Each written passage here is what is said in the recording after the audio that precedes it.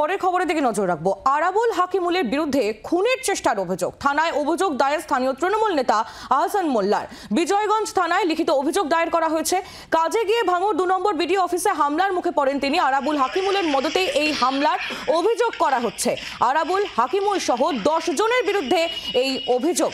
কথা বলবো প্রসেনজিৎ সর্দার, আমাদের প্রতিনিধি রয়েছেন আমাদের সঙ্গে টেলিফোন লাইনে। প্রসেনজিৎ, ইতিমধ্যেই আরাবুল ইসলামকে তৃণমূলের তরফ থেকে বহিষ্কার করা হয়েছে, সেক্ষেত্রে তার নামে আবার পুলিশে অভিযোগ। সব মিলিয়ে কি পরিস্থিতি এখন, সর্বশেষ কি আপডেট পাচ্ছ? দেখো, গতকালকে যে দল থেকে আরাবুল ইসলামকে যখন বহিষ্কার করে তখন আমরা দেখেছি যে তৃণমূলের এক অংশ বলা যেতে পারে যারা শওকত মোল্লার অনুগামী, তারা একরকম সেলিব্রেশনে তারা কিন্তু থাকেন। কালকে সেখানে মিষ্টিমুখ বাজি পড়ানো থেকে তৃণমূলের একটা আনন্দ উৎসাহে তারা মেতেছিলেন। তার পাশাপাশি আজকেরও দেখা গেল যে এই যে ভাঙড় ওয়ানের যিনি বনভূমির কর্মদক্ষ আহসান মোল্লা, তিনি আবার এই আরাবুল ইসলাম, তার পুত্র হাকিমুল ইসলাম সহ 10 জনের নামে বিজয়গঞ্জ থানাতে একটা অভিযোগ দায়ের করেছে। এই অভিযোগ দায়ের কারণ, বৃহস্পতিবার আমরা যদি দেখি যে গত বৃহস্পতিবারকে ভাঙড় 2 ভিডিওতে এই আহসান মোল্লা তিনি জমি সংক্রান্ত ব্যাপারে তিনি সেখানে ভিডিওতে গেছিলেন এবং সেখানে তার হামলার মুখে পড়েছিলেন এই আরাবুল বা এই হাকিমুলের অনুগামীদের উপরে। সেখানে সেই জায়গা দাঁড়িয়ে তিনি দাবি করছেন যে তাকে প্রাণনাশের হুমকি দেওয়া হয়েছে এবং সেই প্রাণনাশের হুমকি দেওয়ার কারণে তিনি আজকে বিজয়গঞ্জ বাজারে বিজয়গঞ্জ থানাতে সেখানে একটা অভিযোগ দায়ের করেছেন এবং এই ঘটনায়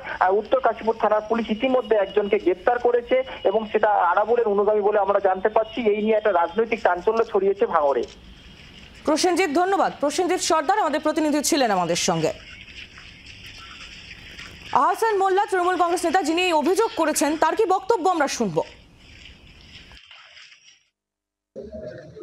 আমি ভাঙড় 1 নম্বর ব্লকের বনভূমি কর্মদক্ষ।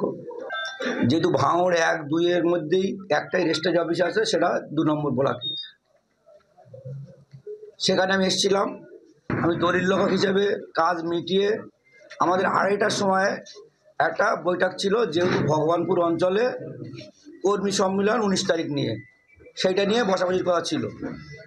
আমি যখন রেজিস্ট্রি অফিস থেকে বার হয়ে বিডিও অফিস থেকে ঢুকছি, তখন আরাবুল, তার ছেলে হাকিমুল খুব নোংরা ভাষায় গালাগালি এবং তার সঙ্গে কিছু দুষ্কৃতীরা ছিল, তারা সবাই আমাকে তেড়ে আসে মারার জন্য।